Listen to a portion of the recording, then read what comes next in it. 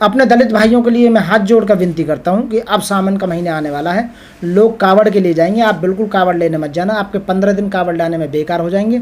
खासकर अपने बहुजन SC और OBC वालों को मैं कह रहा हूँ, आप एक बात बताइए, देश का एक भी प्रधानमंत्री, गृह मंत्री, रक्षा मंत्री, कैबिनेट मंत्री, राज्य मंत्री, जज, chief justice, IAS, IPS, IRS, वकील, इंजीनियर, डॉक्टर, प्रोफेसर, यदि कोई कावड़ लेने जाए तो उसके पीछे चले जाना।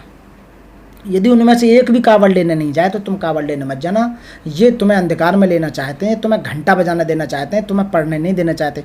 15 दिन तुम्हारा काम मारा जाएगा, फिर उसके बाद में तुम्हारा शरीर इतना बेकार हो जाएगा, अगले 15 दिन फिर काम पे नहीं जाओगे, घर में अशांति बेचैनी रहेगी पूरी तरह से। साथियों, मैं ये नहीं कह रहा कि तुम भगवान को मत मानो, लेकिन भगवान ने कहीं नहीं कहा कि तुम इतने दिन बर्बाद करो अपने। तो साथियों, मैं आपसे हाथ जोड़ कर विनती करता हूँ, अपने बच्चों की पढ़ाई पर ज़्यादा ध्यान देना है आपको। बाबा साहब ने जो अधिकार दिया है उसका मिसयूज मत करो, उसको अच्छी तरह से यूज करो, अपने बच्चों को पढ़ाओ, तभी आप ऊपर आ सकते हो। शिक्षा से ही हमारा चहुमुखी विकास हो सकता है, शिक्षा से हमारे दिमाग खुलता है कि हमें क्या करना चाहिए, क्या नहीं करना चाहिए, सरकार हमारे खिलाफ क्या कर रही है, हमें कहाँ आवाज़ उठानी चाहिए, कहीं नहीं उठानी चाहिए। साथियों, यदि मैं पढ़ा लिखा ना होता, बाबा साहब यदि मुझे अधिकार ना देते तो मैं एडवोकेट नहीं बनता, और आज एडवोकेट नहीं बनता तो मुझे ज्ञान नहीं होता मुझे क्या बोलना चाहिए जो मैं बोल रहा हूँ। तो साथियों, मेरे हाथ जोड़कर विनती है, इधर उधर के ढकोलों से बाजी, इधर उधर का अंधविश्वास को छोड़कर केवल बाबा साहब के बताए हुए रास्ते को अपनाओ, शिक्षित बनो, संगठित रहो और संघर्ष करो। बिजनेस चल रहा है, बनियाओं का, पंडाओं का, वहाँ बिजनेस चल रहा है, चौड़ा चौड़ा लंबा लंबा बिजनेस चल रहा है। वहाँ घंटे बिक रहे हैं, डिब्बी बिक रही हैं, जल बिक रहा है, वो दुनिया भर के कपड़े बिक रहे हैं। कपड़े, लाल पीले कपड़े कौन बना रहा है? हैं? तुम्हारे बाप या हमारे बाप की फैक्ट्री है वो तो इनकी फैक्ट्री है, BJP वालों की, RSS वालों की, हिंदू बहाने वालों की। भैया यही बेचेंगे, इन्हीं को फायदा। हाँ, हमें तो जब जाना फायदा है, हाँ हम जाएंगे बिल्कुल कावड़ लेने। 10 लाख रुपए सरकार हमारे अकाउंट में डाला, हम कावड़ लेने जा रहे हैं। अभी सब गरीबों के अकाउंटों में 10-10 लाख रुपए डालो, उनको कावड़ लेके आओ। पैसा तुम्हारे बच्चे को पढ़ाई को, तुमको खाने को पहले दे रहे हैं हम, लेके आओ कावड़। सरकार ने महंगाई घटाई का वो तो बढ़ाई जा रही है, सरकार बढ़ाई जा रही है, क्योंकि जो सरकार के नुमाइंदे हैं, होटलों में कौन खाना खाता है? जो होटलों में जो खाना खाता है वो बड़े लोग खाना खाते हैं जिनकी आय अच्छी है, और होटलों के जितने भी ठेके लेते हैं वो कौन लेते हैं? जो बड़े रईस आदमी हैं, जो BJP को डिपेंड करते हैं, बिलोंग करते हैं, जो उन्हें वोट देते हैं। तो अभी देखा होगा आपने, जो कमर्शियल सिलेंडर था उस पर 175 रुपये घटाए पीछे अभी इन्होंने लास्ट वीक में, और जो घरेलू है, जो बेचारे गरीब लोग यूज करते हैं, उस पर 50 रुपये फिर इन्होंने बढ़ा दिए हैं। महंगाई काबू में नहीं आ रही है, महंगाई को दिन प्रतिदिन बढ़ाए जा रहे हैं ये। और कहते डीजल, पेट्रोल और यही रिसोर्सेज हैं जो जिनसे महंगाई इफेक्टेड होती है। डॉलर 80 रुपये को पार करने वाला है, देश के बुरे हाल होने वाले हैं पूरी तरह से, क्योंकि जब रुपया का रेट ही नहीं रहेगा, हमारे विदेशों में पूछेगा कौन? 80 को पार करने जा रहा है, आप बताइए। सोने को कितना ऊपर ले जा रहा है इंटरनेशनल मार्केट में, आप देख रहे होंगे, क्योंकि जो आंकती है ना वो सोने से आंका जाता है। सोने का जब भाव बढ़ेगा तो डॉलर मजबूत होगा पूरी तरह से। तो 80 को पार करने वाला है इस समय डॉलर, और महंगाई इतनी ऊपर पहुंच चुकी है बहुत ज़्यादा, लोगों के रोज़गार ख़त्म करते जा रहे हैं बिल्कुल पूरी तरह से, लोग भूखे मरने वाले हैं। और ये चाहते हैं लोग ऐसा ही, क्यों कि ये चाहते हैं, सरकार ये चाहती है कि लोग पेट से ऊपर जाकर ना सोचें, समझ रहे हो ना? जो पेट की भूख मिटाने के चक्कर में लगे रहे में सरकारें क्या कर रही हैं, सरकारों को जो नाकामियाँ हैं, जो सरकार जो अपने वादे पूरे नहीं कर पाई उन पर सवाल ना उठाएं, इसलिए लोगों को शिक्षित नहीं करना चाह रहे हैं, क्योंकि शिक्षित यहाँ से सवाल पूछता है, और बेचारा भूखा पेट की पूर्ति करेगा तो वो पेट की पूर्ति करने में लगा रहेगा, सरकार से सवाल नहीं पूछेगा, सरकार का विरोध नहीं करेगा, इन्हें रोजगार नहीं मिलेगा, तो कहाँ से आवाज़ उठाएंगे, कहाँ से क्रांति करेंगे? जब पढ़ाएंगे नहीं तो कहाँ से क्रांति करेंगे? विचारों से क्रांति होती है, कहाँ से कर पाएंगे? बिल्कुल सरकार ऐसा ही चाहती है और ऐसा ही हो रहा है। आप एक बात बताइए, फ्री नाज देने से क्या किसी की पूर्ति हो सकती है? रोजगार देना जरूरी है, ना कि नाज देना जरूरी है। आप महीने में किसी आदमी को 20 किलो नाज देते हो वो ज़रूरी है, या किसी आदमी को 20,000 रुपये का रोज़गार दो आप महीने का, वो ज़रूरी है? रोज़गार देने से उसका चहुमुखी विकास होगा, वो फाइनेंशियली स्ट्रांग होगा, अपने बच्चों को पढ़ाएगा। वो नहीं काम करेंगे ये रोज़गार देंगे। भिखारी बनाना चाहते हैं, तुम्हारे देश में तुमको भिखारी बना दिया है। अग्निपथ स्कीम मातों को ये रोज़गार है, बिल्कुल वो ऐसा ही है। 4 साल नौकरी करने के बाद में रिटायर कर देंगे, क्या होगा? वो परेशान रहेंगे, आके सिक्योरिटी गार्ड की नौकरी करेंगे, 8,000 से 10,000 पर सिमट कर रह जाएंगे। वो कहाँ नौकरी करेंगे? अस्पतालों में, जो इन्हीं के अस्पताल हैं, गैस एजेंसी जो इन्हीं के स्कूल, विश्वविद्यालय जो इन्हीं के हैं, ये कॉलेज इन्हीं के हैं, ठीक है ना? जो औद्योगिक धंधे हैं, फैक्ट्रियां हैं, कंपनियां हैं, वो सब इन्हीं के हैं, खाद्यान्न है इन्हीं के हैं, खेती में भी सब इन्हीं के हैं। लेकिन काम तो मिलेगा ना युवाओं को। आप एक बात बताइए, एक युवा की कीमत क्या 8 से 10 हज़ार रुपये है? एक ग्रेजुएट युवा की जो 4 साल वो भी सरकार के खर्च पर कमांडो बन के आ रहा है, ट्रेनिंग लेके आ रहा है पूरी, वो 8 से 10 हज़ार रुपये समेट के रह जाएगा। 8 से 10 हज़ार हमारे देश की वो है उसका फ्यूचर। 10वीं 12वीं करने के बाद में लोग ऐसे घूमते रहते हैं, युवा जो है बेकार। वो नौकरी दे रही सरकार, बढ़िया प्लानिंग है ये सरकार की। वो बिल्कुल, पर सरकार देगी कहाँ से नौकरी? आप बताइए, अपने खामियों को छुपाना चाहते कितने लोगों को सरकार देगी? हर साल 50 से 60 हज़ार ही तो भरे जाते हैं, और 5 साल में 2.5 लाख। बस 2.5 लाख लोगों को रोजगार देने के बाद में ये कह देंगे हम रोजगार दे रहे हैं, औरों को क्या होगा?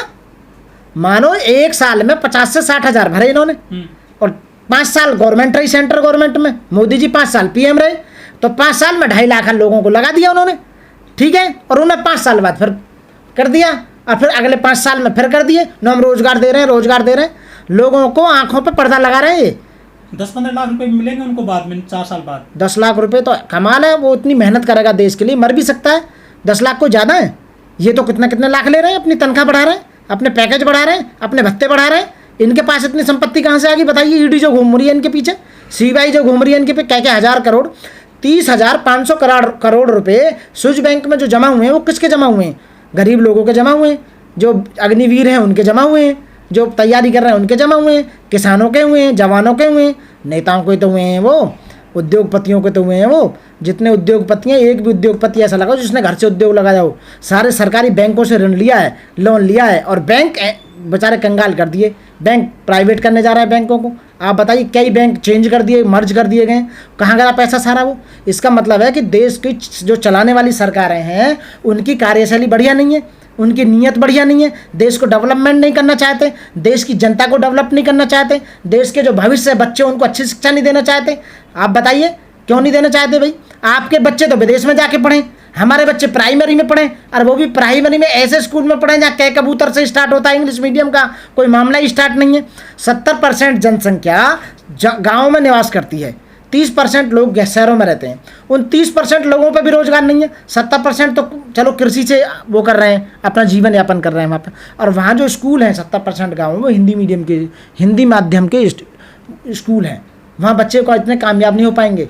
ये आप इनके बच्चे विदेशों में पढ़ पढ़ के आ रहे हैं, बताइए, ऑक्सफोर्ड में पढ़ रहे हैं, बाहर पढ़ रहे हैं, अमेरिका पढ़ रहे हैं। भाई आप ऐसा कोई सिस्टम क्यों नहीं करते? वन नेशन वन एजुकेशन क्यों नहीं करते? आप बताइए, आप पूरे देश में एक जैसी शिक्षा क्यों नहीं करते हो? यदि तुम्हारी बेईमानी की नीयत नहीं है, 2 भारत नहीं बनाना चाहते हो, आप बताइए ना। आप प्राइवेट स्कूलों पर ज़्यादा ध्यान दे रहे हैं, प्राइवेट अस्पतालों पर ज़्यादा ध्यान दे रहे हैं, सब चीज़ को प्राइवेट करे जा रहे हैं। प्राइवेट में गरीबों का कोई साझा नहीं है, गरीब आदमी मर कर रह जाएगा यहाँ। बताइए, उसने क्रांति करने की कोशिश की, आवाज़ उठाई तो जेल में फेंचा दिया जाएगा। उसके लिए हमारी पुलिस और हमारी आर्मी, हमारे अर्धसैनिक उनको यूज कराते हैं, ये मारते पीटते हैं, उनसे मरवाते पिटवाते हैं उन्हें ये। लेकिन निजी क्षेत्र में सेवा तो अच्छी मिलती है। क्या सेवा नहीं? क्या पैसा भी तो कहाँ से आएगा? निजी क्षेत्र फ्री में नहीं देता सेवा, वो पैसा चाहिए, मोटा पैसा चाहिए। ये गरीब अपनी ज़मीन बेच बेच के लगाएंगे क्या? अपने बच्चों को ज़मीन बेच बेच के पढ़ाएंगे क्या? अपने इलाज ज़मीन बेच बेच के कराएंगे क्या? पर भूखे मर जाएंगे। अगली पीढ़ी क्या करेगी? गुलाम बनेगी। उनको अब जो है रिटायर किया जाएगा उत्तर प्रदेश में। 2014 से जब से बीजेपी की सरकारें आई हैं, हज़ारों से ज़्यादा इनकी योजनाएं निकल चुकी हैं, हज़ारों से ज़्यादा योजनाएं। एक भी योजना पूरी कंप्लीट हुई हो तो मुझे बता दो। एक भी स्मार्ट सिटी बनाई हो तो मुझे बता दो। स्मार्ट सिटी बनेंगी, 2 करोड़ लोगों को रोजगार देंगे, बताओ तो। 15 लाख रुपए अकाउंट में जाएंगे, बताइए। कुछ भी नहीं हुआ। अच्छी शिक्षा देंगे, कुछ नहीं हुआ। अच्छा स्वास्थ्य देंगे, कुछ नहीं हुआ। बताइए, एक भी योजना बनाई हो तो बता दो कि एक भी योजना इन्होंने कंप्लीट करी है। लेकिन मंदिर तो बन रहा है ना उत्तर प्रदेश में। मंदिर बनना, मंदिर से फ़ायदा क्या होगा?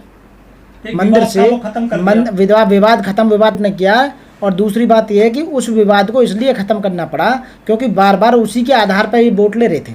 विवाद खत्म हो गया, ठीक है। उसमें तो पूजा जो करेंगे, जो लोग जिन्हें पूजा करने का अधिकार होगा, उन्हें तो फायदा होगा। औरों को दर्शन करने से क्या फ़ायदा होगा बताइए? मुझे कोई डिग्री मिल रही हो, राम जी वहाँ मुझे डिग्री दे देंगे LLB की, LLM की या PhD की, तो मैं तो यहाँ से लेटता जाऊँगा। अपने बच्चों को भी मैं तो वहीं छोड़ दूँ। बताइए आप, उसी जो मंदिर है, उस मंदिर का जो ट्रस्ट है, उस ट्रस्ट के अंदर कोई बहुत बड़ा हॉस्पिटल बना रहा हो, बहुत बड़ा विश्वविद्यालय बना रहा हो, बहुत बड़ा कोई और काम करने जा रहे हो, तो माने भी यहाँ भी मंदिर का वो किया गया। अरे राम जी, हमारे राम जी में ठीक है, सब लोगों की आस्था है, वो मानते हैं, वो आस्था का प्रतीक है वो राम जी। तो राम के तो मंदिर बहुत हैं देश के अंदर, उसी मंदिर एक मंदिर वो भी ऐड हो जाएगा तो उससे क्या फ़ायदा हो रहा है बताइए आप। लेकिन बीजेपी ने जम्मू कश्मीर में धारा 370 हटाई, 35 हटाया। धारा 370 बिल्कुल हटाई। धारा 370 हटाने का मेरे को नहीं लगता कोई फ़ायदा हुआ हो। धारा 370 हटाने के बाद में जो वहाँ से पंडित जो वहाँ से आ गए थे छोड़ के अपनी धन संपदा, अपने बाग बागान, इन्होंने एक भी पंडित को वहाँ पुनर्स्थापित किया हो तो बताइए। किसी वहाँ पंडितों को दोबारा भेजना चाहिए था। वहाँ दोबारा से जो जो पंडितों की लिस्ट बनानी चाहिए थी, जो जो वहाँ से वापस आए थे वो आज भी दिल्ली में पड़े हुए हैं, बेचारे भीख मांग रहे हैं आए दिन। इतने पर उन्हें रोज़गार नहीं है। उनके आए दिन में वीडियो देखता हूँ, वो कहते हैं हमें कुछ पता ही नहीं है हम इस देश के निवासी भी हैं या नहीं है। अब समझ हमें नागरिकता भी पूरी फिक्स नहीं मिल पा रही। अगर ये सब कुछ फायदा नहीं हुआ है जनता के लिए तो फिर वोट कैसे मिलता है भाजपा को? भाजपा को जो वोट मिलता है वो सब बेईमानी से मिलता है। आप समझ रहे हो ना, लोगों को बहकाते हैं, जुमलेबाजी देते हैं। एक बार तो 15-15 लाख रुपए दे के मिल गया, आपको पता होगा। अब हिंदू मुस्लिम करके मिल गया, समझ रहे हो ना। हर बार कोई ना कोई ऐसा एजेंडा ले जाते हैं। लेकिन तुम एक भी ऐसा काम बता दो सरकारों का कि इन्होंने देश के डेवलपमेंट में ये काम किया हो।